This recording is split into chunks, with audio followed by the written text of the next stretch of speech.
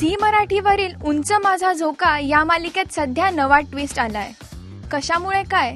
अहो, रमेच्या अभ्यासामुळे. रानड्यांची लाडकी रमा अक्षरे गिरवणार म्हटल्यावर घरातील वातावरण चांगलंच तापलंय. एकीकडे माधवराव रमेच्या अभ्यासासाठी आग्रही आहेत, तर दुसरीकडे घरातील सनातनी मंडळी तिच्या अभ्यासाला चांगलाच विरोध करतायत.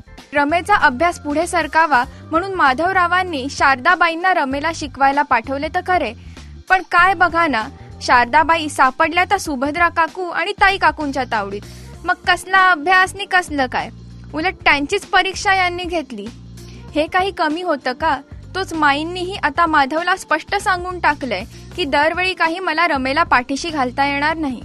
त्यामुळे यावेळी सगळ्या गोष्टी रमेच्या विरोधातच दिसत आहेत. रिअल लाईफ मध्ये रमेची शिक्षणाची गाडी काही रुळावर येताना दिसत नाहीये, पण प्रत्यक्ष आयुष्यात मात्र 6वीत शिकणाऱ्या रमेची अभ्यासाची गाडी सुसाट सुटली आहे. अपेक्षा करूया की मालिकेतही लवकर बघायला मिळेल.